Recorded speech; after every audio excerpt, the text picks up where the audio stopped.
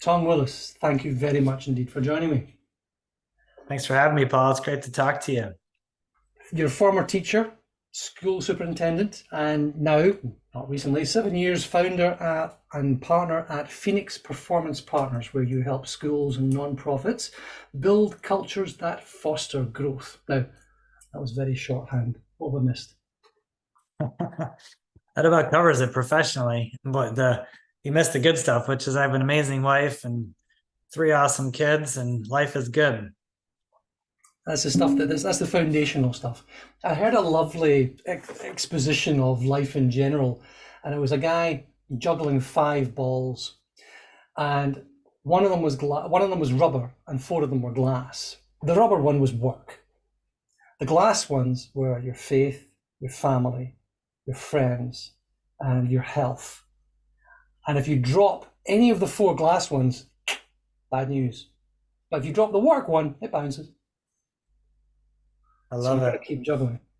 I love, Those things are the important ones. The rest of I it is love just it. stuff that we do. It's not who you are. Okay, I appreciate Yeah, I love it. And I do know how to juggle, but only three balls. So I got to figure that one out, I guess. it. Apparently five, well, I can do three, but five is the way to go because four is like two in each hand, and that's just like too hard. Five, you're still spinning them. Anyway, we digress. No, we don't. This is part of the thing. So, building cultures that foster growth. How did you get from Tanzania to building culture?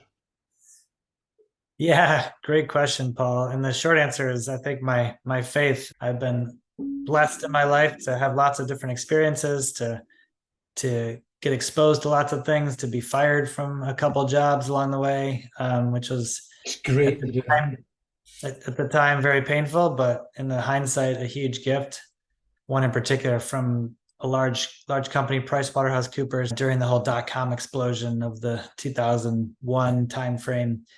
And I remember being quite depressed, frankly, and not really knowing what to do with my life. And I went over to Tanzania, Dar es Salaam, Tanzania, Africa, to spend some time with my best friend who was over there. And I ended up helping him run a school and teaching. And it just was a real life changer because I'll never forget how engaged these kids were. And it was one of about three high schools in the entire city with a few million kids, by the way. So it shows you how, at the time, how few kids got to go to high school. And, you know, not obviously very well to do. Many of the kids barely had shoes to get to school. And yet their joy and their sense of eagerness to learn was palpable. And I just remember thinking, like, kids are kids. It doesn't matter where you are in the world, how much money you have or don't have, that kids are kids. And it really changed my life to wanting to come back and be of service to others and, specifically to children. And so I came back to Detroit, Michigan, and started teaching, and one thing led to another, and I eventually became the school CEO, or school superintendent as we call it, of a school system in Detroit, and just loved my time there. I was there for about 15 years, absolutely loved every minute of it. And we were quite good at the culture work, at creating a strong culture and really pouring into the children that life was much more than just test results and test scores. And so I wanted to help more schools with that and more organizations. And so I ventured off on my own and have been doing this work now for about 7 or 8 years with my business partner and a few others to do just that, to help shape cultures, to help teams take their teams and their cultures to the next level. And it's been a real joy because we get to work from coast to coast. We've worked in Alaska. We've actually done some work a while back over and across the pond there with you guys in England. And again, it's, humans are humans, and wherever humans are trying to work together more productively is where we can be helpful. And culture eats strategy for breakfast, lunch, and dinner. Yes, yeah. Actually, we think it's culture eats everything. It really is the ultimate differentiator. If that's the one thing you take away from this as a leader, that would be my suggestion: is spend most of your energy thinking about how do I make the culture better today? Because if you do that as a leader, everything else tends to fall into place because culture really is the ultimate competitive advantage. Can you define it? I mean, I used to lead teams. I've led organizations and businesses, and I advise people. And the focus is on revenue. The focus is on sales, it's on marketing, it's on internal operations, it's on your presentation to market, it's on shareholder value, stakeholder value, board meetings. There's stuff that goes on all the time. And then you sit back and you get an NPS result or an internal thing, and it says the culture sucks, or the culture's great, or whatever. I'm not entirely sure anybody really knows what they're talking about.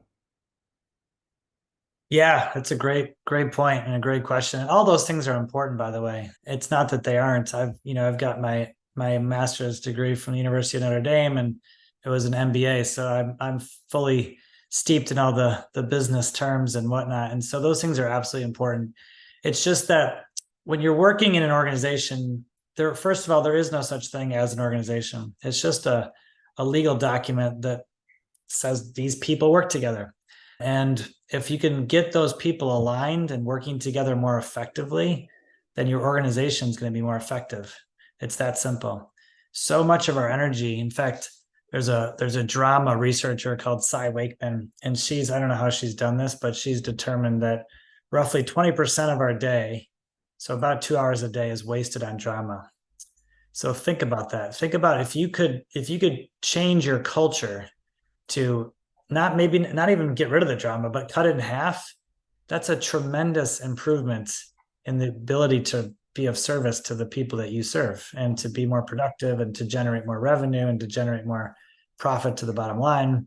But fundamentally, it's a human issue. And so culture is I like the Seth Godin definition, that it's the way we do things around here, but it's invisible. It's what makes it so difficult to change, by the way, is this one thing that people most often miss, which is that it's mostly unconscious. Mm-hmm. That we don't realize how much of what we do as human beings is unconscious. And that's not a bad thing, by the way. That's a huge strength. If you think about just the act of driving a car is amazingly complex. Amazingly, that we've got our body doing lots of different things. We're tensing the muscles in our legs and our calf and our toes while we're thinking, while we're talking, maybe while we're listening to the radio, while we're turning the wheel, while we're judging the oncoming speed of cars coming. I mean, all that stuff is amazingly difficult, and yet our brains can handle it mostly unconsciously. We don't have to think about it too much. So that's a huge skill. Problem is, when we show up at work and we start to work with other human beings, we don't realize that what we're doing, especially as leaders, it sets a tone. Who we're being is much more important than what we do as leaders. And we've got to become much more conscious of, how am I showing up at work? How am I being? Because people are following my lead. You said the organization doesn't exist. You work with profits, non-profits, companies, organizations, groups, schools, whatever. I like the word company, because you work in the company of other people. You work together with other people. And whether it's a pizza team or it's whatever the size of the group is, it's in the company of other people. And even if you look at company as a word, it comes from compan, with bread. I break bread with these people. That's where it comes from. These are people with whom I break bread, with whom I eat, how I live. That's where the company, in the company of others, comes from. So yes, I think culture is the foundation, the keystone, call it what you like, of organizations. It's a thing. All right. I've just spent $300 million in my multi-billion-dollar company trying to improve my culture, because somebody in my MPS and HR and my board said culture's a thing and go and do culture. So we're culturing and nothing's happening. Why is nothing happening despite all the millions of dollars I'm spending in this? Tom, help me out here. Yes. Well, for lots of reasons, and that's the case. That most strategic plans and most culture work doesn't work. Billions of dollars are spent around the world, and most of it is wasted. And again, a lot of it's because of that one key piece, which is we don't realize how unconscious it is, and that if we're going to go about improving it, we've got to become more conscious as a CEO and as an executive team, and then we've got to help the rest of our people become more conscious. so that we can all literally be more aware of what we're doing and the impact that our words have on others. So I'll give you an example of an amazing leader that we know.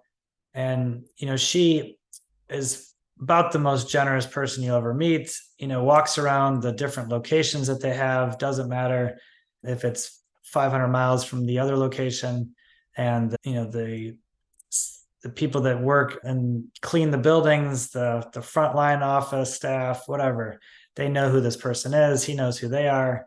Just very affable, very likable, very lovable, and was struggling to get results, was getting frustrated because his team wasn't delivering on things they said they would deliver on. And he had this epiphany one night in working with us that wasn't doing the same thing for his team, wasn't delivering on promises that were made. And this became a huge problem. And so went to work on it, realized that, oh boy, well, if I'm not doing it, then nobody else is. And wasn't doing it on purpose, obviously, but just wasn't conscious to it. So that's an example of what we're talking about here. I've noticed that if there is an endemic cultural problem, it is invariably from the top. There's a company I was working with who had an appalling approach to time management, never on time for meetings, ever. And in a Zoom call, if you are 3 minutes late for a Zoom call, it's like being 30 minutes late for a real face-to-face thing. That's the sort of approach. But they were always late. And then you realize why. It's because the CEO had no respect for time. Or rather, he was time fluid, or call it what you want. There was just a different attitude to time. And we had a chat, and I said, there are many people who are like you, but there are many people who are not. And the people who are not like you consider it disrespectful. If you are late to their one-to-ones, making that conscious for him, I'm realizing now is what you're saying. You're making something conscious. It's a coaching thing. I coach a lot of people, and 95% of coaching is awareness. You make it conscious, and you say, look, this is what it is. This is the impact it's having. Oh, really? Gosh, for that. It wasn't overnight. It wasn't a miraculous cure, but it is just making these things conscious. Making things conscious, though, is culture values? Is it writing the values of the company on the wall? Or my wife used to work for a company where you had them laminated in a little card. So are you living your culture, or is it laminated? How do you make it conscious? What's your toolkit? How to? Yeah, great question. There's a professor, Dr. Wilson. He was at the University of Virginia, and he talked about how the human mind can take in roughly 11 million pieces of information at any given moment, and that at any given moment we're conscious of about 40 of those. So 11 million, 40.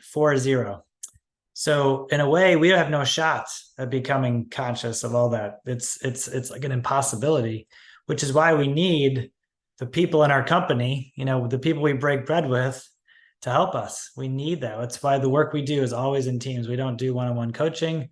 Not that that's bad. It just doesn't tend to have the impact.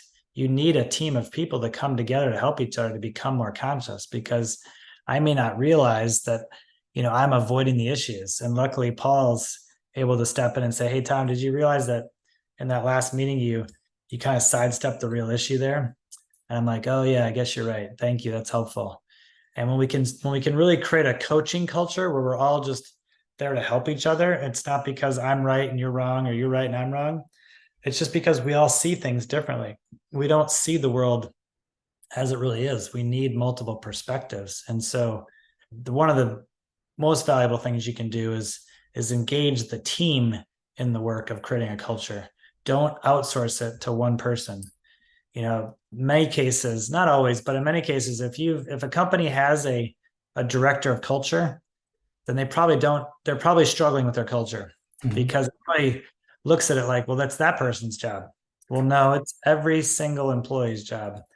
As we're either an cultural ambassador, as Matthew Kelly likes to talk about, where we are adding to the culture every single day in multiple ways, or we're a cultural detractor. We're taking away from it. We're gossiping, we're doing whatever. there is no neutral. We don't get to be neutral. We don't get to blame others. We're either a part of making it better or we're a part of making it worse. And so that's the first thing, is engaging the entire team to make sure that we're all in this work to improve our culture. And it's not about perfection. It's just about progress. Are we better this week than we were last week? And there's 3 specific tools that we help clients with to really wrap their heads around, that you can use to shape that culture. And we can get into those if that's interesting. Oh, I think a toolkit would be a phenomenal thing to take away from this. Just as a thing about the director of culture equaling a problem with culture, I think what's the line? I think the gentleman, I don't know, I think the lady doth protest too much. It's when you're starting to flag something like that, it's a sign, it's a cry for help. It's like having a director of innovation tells you, yeah, you shouldn't be investing in this company. You know, if they're not innovative, and you're saying, well, I'm the director of innovation. No, you're not. You're really not. Sorry. Stop. Yes. Yeah. Yes. And that's not always the case, obviously. There are some amazing folks doing that work, but many cases they're shooting themselves in the foot. You know, just like many large companies stopped hiring a director of safety. You know, if you're a manufacturing facility, you don't want to have one person. It's every person's job to take safety seriously. Yeah. You actually see it in aspects as well. It's a siloing thing. When you have a very strong finance team, you have a head of finance or head of compliance, you have that team doing that, but typically nobody else understands the money. Typically nobody else understands the compliance pieces. So you're trying to move these things into the business and make the business units, the teams themselves, as you're saying, responsible for whatever that aspect is. In this case, culture. So what are your 3 tools? Yeah. So let's just put them on the table right out of the gate here. So, and these are tools, not titles. And this is an important distinction, because too often we talk about the titles and we get confused. So the tools are leadership, management, and coaching. These are not 3 new tools. These are not 3 new words. We're not trying to create buzzwords. These are time-tested tools that, unfortunately, nowadays we've made some of them bad and some of them good. So, for instance, on LinkedIn, you'll see people say, you know, leadership is good and bad management is bad, or coaching is good and management is bad. And we think that's all phooey. You need all 3. They're equally valuable tools in your toolkit. Because let's say I'm a soccer coach, which I am. I need at times to lead, and then at times I need to manage, and at times I need to coach. Even though my title is a coach, I need to use all 3 tools. As a leader, as a superintendent, as a CEO, you are considered the leader, but that doesn't mean that's all you do. There are times when you need to manage, and there's times when you need to coach. So when you can do all 3 of those effectively, you're able to shape the culture that you want. And so let's walk through each of those quickly. You know, we could spend 2 hours on each one of these, by the way. So we're gonna give it a very cursory run by here. It reminds me of the story of these two vultures that are out west United States over the desert, circling a prey and talking to each other, as vultures tend to do, right? And all of a sudden this airplane goes flying by, and the one vulture turns to the other and says, "Whoa, that bird was sure in a hurry." And the other one said, "Yeah, you would be too if your ass was on fire." Love it. All right. So the point of that is that we're gonna fly through these tools and give it sort of a cursory F-16 version. That's right. So leadership is the first and the most important of the 3. It's got to come first, because if you don't have what we like to say is, you know, a shared future, then you got nothing. So leadership is all about generating a view of the future that others take on as their future. So there's a lot of key elements in there, right? That first, you got to generate the future. You got to talk about, where the heck are we going? What's the why? You know, what's the vision? What's the purpose? Most of those words, you know, by the way, we think are pretty synonymous. There's lots of people that will disagree with me and spend hours debating the difference between a purpose and a mission and a vision. And that's mostly wasted time, in our opinion. The fundamental point of any of that stuff is that we have a shared future that we align on, and that it's not my future and you're compliant to it. It's that you are excited about it too. You aspire in your heart to that same thing. Because when you and I aspire to the same thing, then we're unstoppable. And that's the real key to leadership is making sure that people genuinely want to go where you want to go. And when we have that shared future together, now we've got something that we can go to work on as a team and as a company. So leadership, okay? Shared future, vision of the future, right? That's right. That's right. And if you don't have that future, then you got nothing to manage, you got nothing to coach. So I can't emphasize that enough. It has to come first.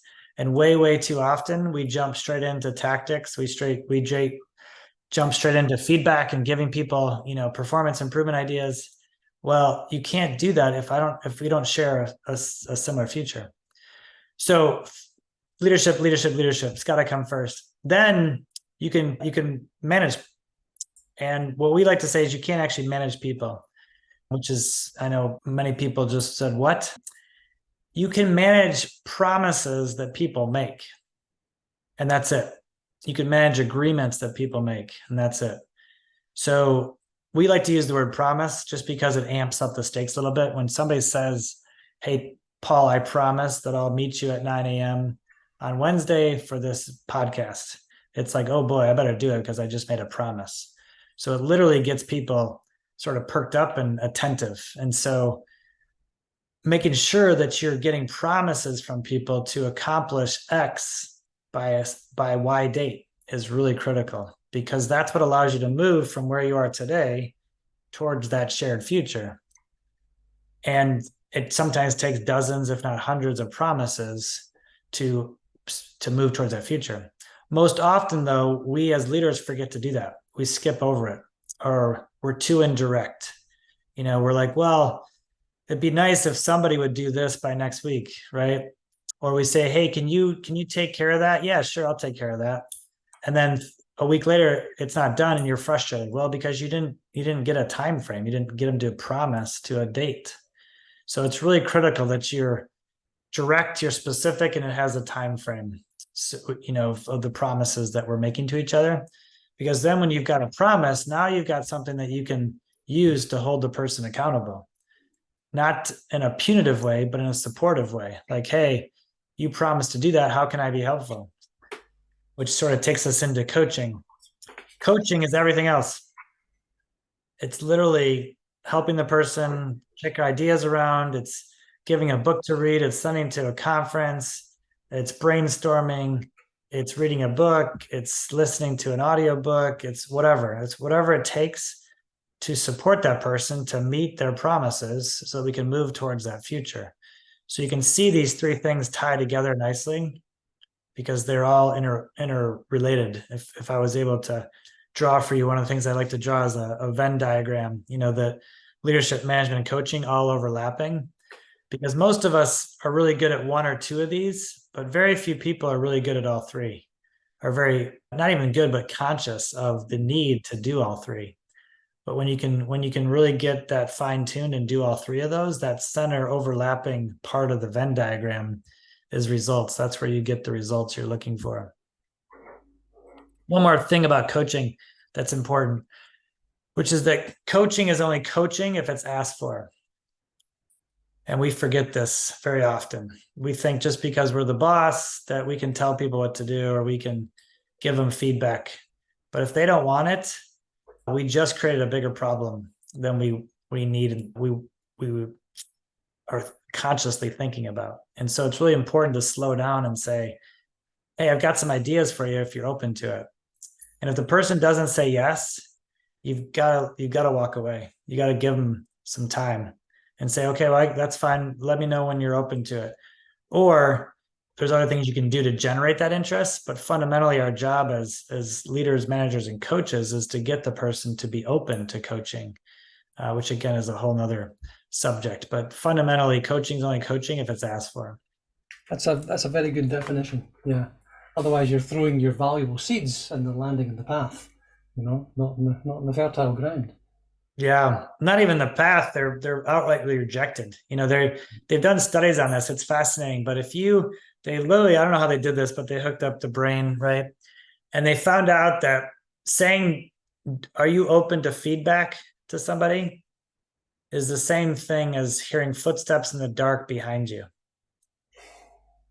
Like it triggers that sort of same brain chemical reaction. Nice. And so it's really important that we're thoughtful about how we do that. Mm. That the only way that somebody's going to be open to coaching is if you have a big enough relationship with them where they trust your intent in the first place. If I don't trust that you're on my side, then I'm not going to be interested in your perspective. I'm not going to be interested in your coaching. Mm. So it's a really, really valuable distinction, we think. Mm. I like the word observation. So rather than giving somebody some feedback, can I give you some feedback? No. Oh, can I make an observation? You can make any observation you like. Doesn't mean I have to listen to it. So you can now make an observation. Well, I think so. It gives you a kind of cracks the door open just a little bit. Sounds to be a little bit helpful, quite helpful. So we've got leadership, shared future, management, not being able to manage people, but you can manage activity, promises, managing a promise, and coaching, which is only coaching if it's asked for. Okay. So these tools together are helping you to engage a team and to improve a culture. Then how? How are you improving the culture? What is it you're building? Where are you going? Yeah, great question. And from here, the work of like Simon Sinek and many others is foundational because now it's okay. Well, let's get specific about what that future is. What is our why, and really diving into that because most often we unfortunately have reduced that to an exercise. Like, let's get together, let's sort of craft the perfect mission statement and fine tune it and play words, play with the game of words and word crafting and all that until we get the perfect statement. And then we're like, okay, check, we're done. Well, I don't know about you, but I've yet to read a mission statement that inspired me by reading it because they lack inspiration, which is the whole point. So a mission statement at best is a reminder of the mission that you're on. And too often we stop there. And I did the same thing, by the way. I made the same challenge. I made the same mistake when I was a new leader. I'd go off, we'd do a summer retreat, we'd revisit the mission statement or maybe recraft it, we'd revisit our values, all that. It was good stuff. But then it was like, okay, check, we're done with that. We'll come back to it next summer. When really the job of leadership is to keep it alive 365 days a year for ourselves, first of all, because if we're not inspired, if we're not striving for some future, then we can't possibly have people follow us. And then for our people. And so to be on a mission is very different than have a mission statement. Your North Star, your reason to get up in the morning. What is it? It's not cynic, it's drive. Daniel Pink. It's the three. It's the people are motivated by purpose. They're motivated by autonomy, and they're motivated by the opportunity to master something. But the P, the purpose, he says he's kind of got that one wrong in the original book. Yes, drive, the surprising truth about things that motivate us. I think that's the name of the book. He said the purpose, people tend to craft the majestic mission statement. We shall place a man on the surface of the moon and return him to Earth safely within the end of the decade. That's a pretty good mission statement, right? But it's kind of hard to get out of bed every morning to craft, to deal with whatever that is. The real purpose tends to be more in the small p rather than the capital P. It's a small p of the people around you, the company that you keep. And it's doing your best for them every day. And if you can get the balance between the two, one is we're going to change the world with a new, financial device that will transmit currencies at the speed of sight. Okay, great. Ooh, super duper. Not going to get me out of bed every morning. Good, enjoyable, meaningful, but not the thing that drives me. The thing that drives me is the small p purpose wrapped into that, which is we're going to build a team that's going to build a thing. It's the people that you're surrounding yourself with, I think. So the why. Yeah, absolutely. It's you brought up financial, so I can't help but think of my wife. She had this idea for years of how do I help more people? Because she was helping millionaires really as a financial wealth advisor. And she said, why can't we provide these same sets of tools to people that aren't millionaires, to the rest of the world? And so finally she ventured off and started her own app. It's called Pocket Nest. And now they're working with banks and credit unions and employers to help them with their financial wellness tool for employees. And they're on a mission to quite literally help the everyday man get their financial house in order. And they think if they can do that, when they do that, it will change the world fundamentally. So that's sort of the big purpose of Pocket Nest, is to literally make a difference in the world by helping people get their financial house in order using an app. Now, every day, they've got to figure out how to make their sort of what we call sub purposes. Like, what's my part of that purpose? Yeah. If I'm leading the technology team, what's our sub purpose? Or if I'm leading the financial team, what's our sub purpose as a department? And then below that, what's mine individually? What's my component of that? What am I doing to contribute to the big purpose? And so you've got to help cascade down and throughout the organization the purpose, because if you don't, then you're lost. It's a great story of John F. Kennedy, speaking of the moon, walking around NASA, and he's talking to people, and they're giving the dog and pony show tour, and he kind of goes off script and starts talking to this gentleman who's got a mop in his hand. And he said, what's your name, man, sir? And so they start talking, and he said, so what's your job here? And the janitor says, my job is to help put a man on the moon.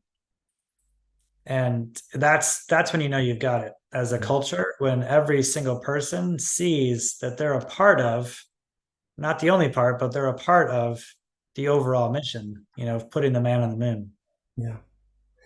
It's an organizational diagnostic that I do when I go into companies and try and help them do whatever they want to do better. And you ask the leadership team, what do you do? How do you make money? Who are your customers? How do you find them? All that sort of stuff. Where are you going? And it's rare you get a consistent set of answers. When you do get a consistent set of answers, I'm sitting there thinking, well, never mind. No work for me here. But it's where you're finding, what do? We sell widgets. We service widgets. We develop widgets. Okay, right. There's work to be done. That's good. Let me ask you, what is the book, podcast, movie, video, whatever, that you recommend most to people?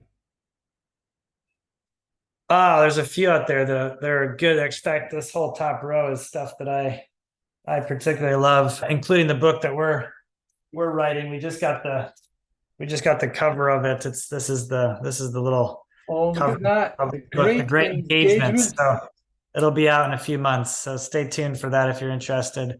But the other one I really like is Brave New Work by Aaron Dignan. A really innovative book. Most of the business books that are out there are kind of regurgitating a lot of the same stuff, which is not bad. It's just some of the timeless wisdom. In fact, our book does some of that too. Aaron really does a nice job of mixing things up and really coming at how do you truly innovate, in the world of businesses and companies and organizations. So that's top of mind for me. I like that. Innovation, Brave New Work, Aaron Dignan. We'll put a link and we'll put some details in the descriptions of this episode here as well. Is there one thing, apart from making that trip to Tanzania, that you would like to thank young Tom for having done? Well, a lot of I was just fortunate, frankly, to have an amazing family, parents that were married for 50 plus years and two older brothers that really motivated me. And I think that work ethic, my dad had in particular, was really probably the thing that I'm most proud of and still proud of, is just, there is no overnight success, even though the world wants to tell you that and social media wants to tell you that if you want anything in life, you got to work for it. And you just got to grind it out sometimes. So that's probably the one thing is nothing replaces hard work. 1% inspiration, 99% perspiration, I think that was. Yes, amen to that. And then lastly, then, how can people find you, Tom? Yeah, phoenixperform.com is our company. Phoenix, like the city, perform.com. I'm on LinkedIn mostly. I don't do much of the other social media. So Thomas Willis, we're in Michigan here. And email is just tom@phoenixperform.com.